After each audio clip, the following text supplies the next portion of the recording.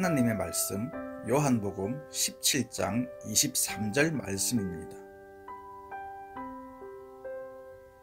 곧 내가 그들 안에 있고 아버지께서 내 안에 계시어 그들로 온전함을 이루어 하나가 되게 하려 함은 아버지께서 나를 보내신 것과 또 나를 사랑하신 것 같이 그들도 사랑하신 것을 세상으로 알게 하려 함이로소이다.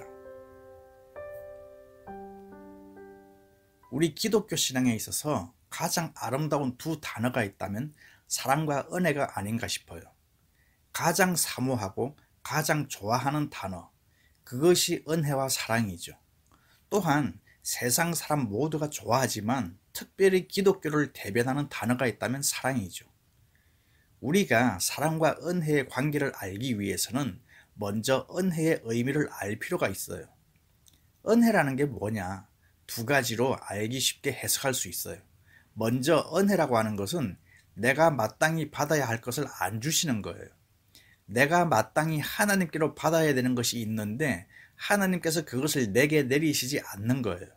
이것은 반대적인 의미를 담고 있어요. 예를 들어서 이스라엘 백성들이 택한 백성임에도 불구하고 우상을 숭배했어요. 불신앙을 가졌어요. 그리고 불순종을 했어요. 이것은 하나님께 택함받은 백성이라고 어디 가서 말할 수 없는 아주 부끄러운 모습이었어요. 하나님을 거역하는 일이고 하나님을 배신하는 일이고 도저히 택한 백성으로서 할 수 없는 일들을 그들이 했어요. 그래서 이러한 이스라엘 백성들을 하나님이 포기하실 수도 있어요. 그들을 버리실 수도 있어요. 하나님이 그들을 택하셨다가 버리셨다고 해서 누가 그걸 가지고 하나님을 비난하지 못하는 거예요. 왜냐하면 워낙 그들의 죄가 컸기 때문이죠. 그런데 하나님께서 그들을 버리지 않으셨어요. 하나님께서 그들이 당신의 택한 백성됨을 포기하지 않으셨어요. 우리로서는 이해하기 어려운 모습이죠. 오히려 하나님은 그들에게 바벨론의 70년이라는 징계를 통해서 회복되기를 원하셨어요. 이걸 우리는 은혜라고 말하는 거예요. 포기하실 것을 포기하지 않으시는 것, 버리실 것을 버리시지 않으신 것, 멸망당할 것을 멸망당하지 않게 하시는 것, 이걸 은혜라고 말하는 거예요. 우리도 다 그 은혜의 혜택을 보면서 여기까지 살고 있는 거예요. 이것을 신약 성경에서 잘 보여주고 있는 것이 예수님이 설명해 주신 예화입니다. 누가복음 15장 11절 이하에 보면 여러분이 잘 아는 대로 탕자의 비유가 나오죠. 이 탕자의 비유는 제목이 잘못됐어요. 집 나간 아들을 기다리는 아버지. 이게 아마 정확한 표현일 거예요. 아버지의 사랑. 여러분, 이 탕자가 어떤 사람이었습니까? 아버님이 세상을 떠난 뒤에야 재산을 상속받는 것이 유대인의 법이었지만 그 법을 깨트리고 아버지가 살아계실 때 내 지분을 다 계산해서 받은 사람이죠. 그리고 집을 떠나 자기 인생을 자기가 간 사람이었어요. 그러니 아버지 입장에서 보면 이 아들의 행위는 정말로 배은망덕한 짓이고 불효의 극치며 인간으로서 자식으로서 할 수 없는 짓을 한 거예요. 또 아버지의 권위를 무시한 것이었어요. 아버지 빨리 돌아가시라고 한 것과 똑같은 행위였어요.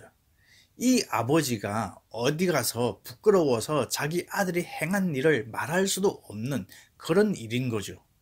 그런데 이 아버지는 그 아들이 그렇게 하고 나서 집을 떠난 그 순간부터 이 아들이 돌아오기를 기다리는 거예요. 기다리는 것도 그냥 기다리는 것이 아니고 문 밖에 서서 해가 뉘엿뉘엿 넘어가 어둠이 내릴 때까지 혹이라도 우리 아들이 돌아오지 않을까 기다리고 있는 거예요. 호적에서 파 없애야 될 아이를 없애지 않은 거예요. 너는 내 자식도 아니야. 포기해도 될 그 아들을 포기하지 않은 거예요. 이것을 우리는 은혜라고 말하는 거예요. 이런 은혜의 뜻을 우리가 알게 되면 가끔가다 그런 질문을 받아요. 예수님 믿다가 중도에 포기한 사람이 과연 구원을 받았을까요? 못 받았을까요? 물론 사람이 구원되고 안 되고는 하나님의 소관이기 때문에 우리가 함부로 판단할 수는 없어요. 그러나 저는 이건 믿어요. 은혜를 믿어요. 그래서 믿다가 중도에 포기한 사람을 하나님은 반드시 기다리고 계시고 언젠가 그가 돌아오게 하신다는 거예요. 여러분도 이 사실은 인정하실 것입니다. 또 어려서 부모님으로부터 신앙을 유산으로 물려받은 친구들, 그들에게 하나님의 특별한 은혜가 있다고 저는 믿어요. 그래서 중도에 어느 일정 기간 동안 하나님을 등지고 자기 인생을 살아가지만 반드시 언젠가는 돌아오게 돼 있다는 거예요. 설령 그가 끝까지 돌아오지 않는다면 그 사람은 애초부터 하나님의 구원 계획의 예정 가운데 없었던 것이죠. 구원과 상관없이 내 기호에 맞으니까 교회만 다녔던 거예요. 실제로 구원과 상관없이 교회 다니는 사람들 있어요. 그게 누군지 우리는 몰라요. 하나님만 아실 뿐이죠. 이 다음에 죽어서 저 천국 가보면 알아요. 그 사람 있나 없나, 아니면 그 사람 오나 안 오나. 어쨌거나 하나님 은혜의 끈, 이것은 포기되지 않아요. 나는 하나님을 어느 순간 버릴 수 있을지 몰라도 하나님은 결코 그러한 나를 버리시지 않으신다는 거예요. 이것을 은혜라고 말하는 거예요. 두 번째는 긍정적인 의미에서의 은혜인데, 나는 아무런 자격이 없어요. 나는 하나님께로부터 잘한 게 없기 때문에 뭔가 받을 자격이 없어요. 그런데 하나님이 주시는 거예요. 거저 주시는 은혜. 그래서 이런 은혜의 의미를 가장 잘 아는 사람들이 부를 때마다 눈물을 흘리는 찬송가가 있어요. 하나님의 은혜로 있을 데 없는 자 왜 구속하여 주는지 난 알 수 없도다. 이 쓸데없는 나를 왜 구속해 주는지 난 알 수 없어요. 나는 구원을 받을 자격이 없는데 하나님이 내게 구원을 주신 거예요. 또 옛날 어르신들이 잘 부르시던 찬송가 중에 웬 말인가 날 위하여 주 돌아가셨나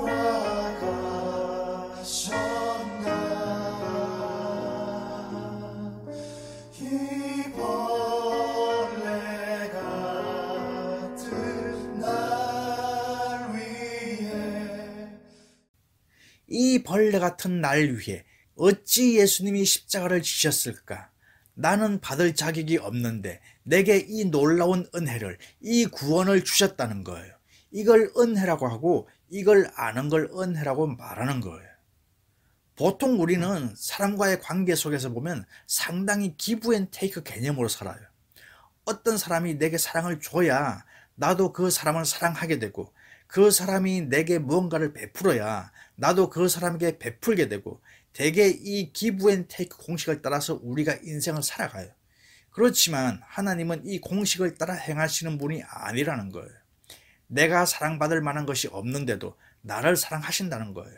내가 사랑받을 만한 짓을 하지 않았는데도 나를 사랑하신다는 거예요.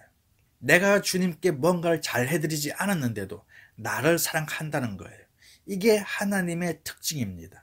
기브 앤 테이크 공식으로 사는 우리들의 사랑은 항상 이 두 가지 원칙 안에서 이루어져요. 이유가 있어요. 또 때문에 사랑이 있어요. 조건이 있어요. 우리 부부관계 안에서도, 부모와 자녀의 관계에서도, 또 성도와 성도의 관계 안에서도 다 보면 조건과 이유가 있기 때문이에요. 우리는 그 사랑 안에서 사랑을 주기도 하고 사랑을 받기도 하고 사랑 주기를 거부하기도 하면서 그렇게 살고 있어요. 그런데 하나님의 사랑은 이 조건과 이유를 넘어서서 불구하고의 사랑이라는 거예요. 사랑받을 만한 자격이 없는데 사랑해 주시는 거예요. 우리와 다른 방식의 사랑을 우리에게 주시는 거예요. 그런데 하나님의 사랑이 거기까지 멈춘 게 아니었어요. 정말 우리에게 과분한 사랑을 주셨어요. 그게 바로 십자가의 놀라운 사건인 거죠. 또 하나님의 사랑을 보면 내가 먼저 하나님을 사랑해서 그분과 나의 관계가 형성된 게 아니고 하나님이 먼저 나를 사랑하셔서 우리의 관계가 형성이 되었다는 거예요. 하나님의 우리를 향한 사랑을 보면 내가 정말 사랑스럽지도 않은데 사랑하시고, 사랑받을 짓을 하지도 않았는데 사랑을 하고 계시고, 내가 먼저 손을 펼친 것도 아닌데 당신이 먼저 손을 펼쳐서 나를 사랑해 주셨어요. 이것을 우리가 은혜라고 말하는 거예요. 사랑받을 자격이 없는데 사랑을 주신 것, 이걸 은혜라고 말하는 거예요. 그렇다면 과연 우리의 모습이 어떻길래 사랑받을 자격이 없다고 하는 걸까? 예수 믿기 전 우리의 모습이 어떤 모습이었습니까? 성경은 우리의 모습을 허물과 죄로 죽어있던 시체의 모습으로 설명하고 있어요. 그 말씀이 에베소서의 말씀인데 많은 성경 가운데서도 현대어 성경이 아주 이해하기 쉽게 번역을 했어요. 우리 에베소서 2장 1절부터 3절까지 말씀을 현대어 성경으로 읽어보겠습니다. 여러분도 전에는 하나님의 저주 아래에 있었던 사람들입니다. 죄에서 헤어나지 못해 영원한 파멸을 코앞에 두고 살던 사람들입니다. 세상 사람들과 마찬가지로 세속적인 풍조에 젖어 살았고 마음에는 죄악만이 가득 찼습니다. 공중을 다스리는 세력자인 사단에게 붙잡혀 그가 시키는 대로 따라할 뿐이었습니다. 이 사단은 지금도 주님을 대항하는 자들의 마음속에서 활동하고 있습니다. 우리 역시 과거에는 그들과 다를 게 없는 사람들이었습니다. 우리의 생활은 곧 우리가 품고 있는 악을 나타내는 것이었습니다. 우리의 욕망, 아니 악한 생각이 이끌어가는 대로 우리는 악한 일만 저질렀습니다. 날 때부터 육신이 원하는 대로 행하여 악한 대로만 달려나갔습니다. 다른 사람들과 마찬가지로 하나님의 진도를 면하지 못할 처지였습니다. 이게 우리의 모습이죠. 허물과 죄로 죽은 시체. 이 허물을 쉬운 성경과 현대인의 성경에서는 불순종으로 번역했는데 그럼 언제 우리가 죽었습니까? 하나님이 창조하신 첫 인간이 하나님 말씀에 불순종했을 때 그 죄로 우리가 결국은 죽을 수밖에 없는 존재가 되었던 거죠. 그 우리가 하나님을 거부했기 때문에, 하나님의 사랑을 거부했기 때문에, 하나님을 나의 하나님으로 택하지 않고 다른 것들을 내 하나님으로 택했기 때문에 하나님과 우리 관계가 원수 관계가 됐어요. 그것을 죽은 거라고 말해요. 또 사는 걸 어떻게 살았느냐? 우리의 상태가 죽은 상태였다면 사는 건 어떻게 살았느냐? 무엇을 마실까? 무엇을 먹을까? 무엇을 입을까? 무엇을 더 즐길까? 이것을 쫓아다니며 살았어요. 2절 말씀대로 세상 사람들과 마찬가지로 세속적인 풍조에 젖어 살았어요. 그러다 보니 마음에는 죄악만 가득 찼어요. 우리가 이렇게 살았어요. 또 불순종이란 이름으로 대표되는 사탄의 인도를 받고 살았다는 거예요. 그러니까 우리가 선한 뜻을 생각하고 선한 동기를 가지고 선한 목적을 가지고 무언가를 하기보다는 다 대부분 이기적인 목적을 가지고 악한 동기와 목적을 가지고 행하는 일들이 우리들이 살아가는 모습이었다는 거죠. 이렇게 사는 우리들의 모습이 하나님의 눈에는 결코 사랑스러움이 하나도 없는 거예요. 이 사실을 여러분도 인정하십니까?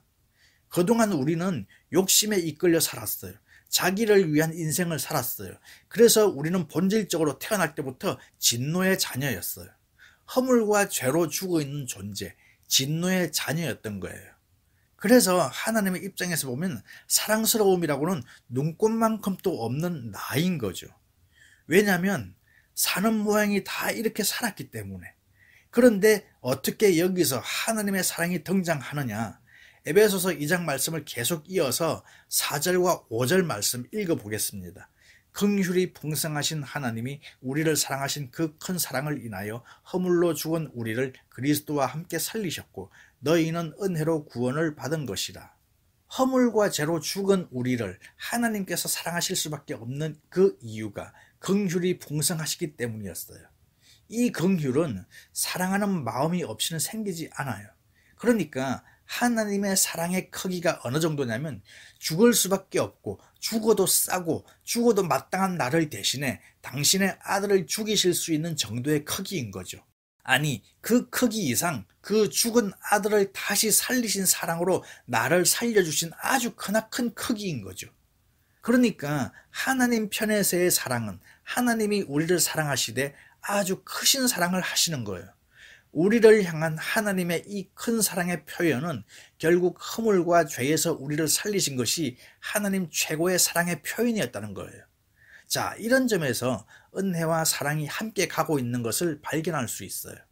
은혜는 하나님의 사랑에서 나오는 것이다. 그리고 그 은혜를 알게 하는 하나님의 이런 사랑은 모든 그리스도인의 삶의 기초가 되어야 한다는 것이죠. 따라서 우리가 은혜를 깊이 알고 그 은혜 안에 살기 원한다면 뭐가 선행되어야 하느냐? 하나님의 사랑을 깨닫고 감동하는 게 선행되어야 하는 거예요. 하나님의 사랑을 경험하면 경험할수록 하나님의 은혜가 얼마나 큰지를 알게 되는 거예요. 따라서 우리가 믿음 생활하면서 하나님의 사랑을 다양한 채널에서 경험하는 게 정말 필요합니다. 찬송을 부를 때 그 멜로디와 가사를 통해서 하나님이 많은 경우 우리 마음에 위로를 주세요. 그 하나님의 위로를 경험할 때 하나님의 사랑이 느껴지는 거예요. 말씀을 묵상하다가 그 진리를 통해서 하나님이 내게 깨달음을 주실 때 하나님의 사랑을 경험하게 되고 그 사랑이 나를 하나님의 은혜의 자리에 앉게 해주는 거예요. 생활 속에서 어려움을 당했을 때, 어떤 고난의 직면에 있을 때 하나님의 도움을 받습니다. 성령의 도움을 받아요. 그래서 그 일들을 감당해 나가는 거죠. 그럴 때 하나님이 나를 사랑하시는구나. 하나님의 사랑을 깊이 경험하는 거예요. 또 내가 절실한 문제를 가지고 하나님 앞에 엎드려 기도할 때 하나님의 응답하시는 게 있어요. 이런 응답의 체험, 도움의 체험, 위로의 체험, 하나님이 허락하시는 지혜의 체험, 또 뜻하지 않게 하나님께서 선택과 결정할 때 인도해 주셔서 그 인도를 경험하는 체험, 이런 것들이 다 종합적으로 우리로 하여금 하나님의 사랑을 깊이 경험하게 하는 거예요. 이런 하나님의 사랑을 경험할 때 비로소 우리는 은혜의 자리에 앉게 되는 거예요. 은혜 안에 머물러 있을 줄 알게 된다는 것이죠.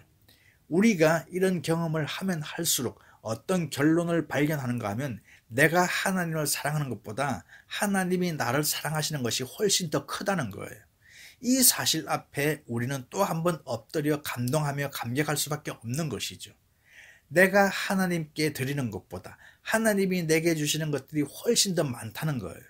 내가 하나님을 의지하는 것보다 하나님이 나를 더 큰 능력으로 감싸고 계시다는 거예요. 이런 하나님의 놀라운 위대함을 동시에 발견하게 되는 것이죠. 그러니까 이런 하나님의 사랑 체험이 나를 은혜의 자리에 있게 하는 것이고, 그 은혜를 알므로써 비로소 우리는 감사하고 하나님 앞에서 늘 겸손하게 살게 되는 거예요. 이걸 은혜의 삶이라고 말하는 것이죠. 은혜 안에 머무는 삶. 결국 은혜 안에서의 삶이라고 하는 것은 하나님의 사랑 안에 머무는 것을 의미하는 거예요. 그래서 예수님은 오늘 본문에서 너희들을 향한 아버지 하나님의 사랑이 이렇다는 것을 알기를 원한다 말씀하시는 거예요.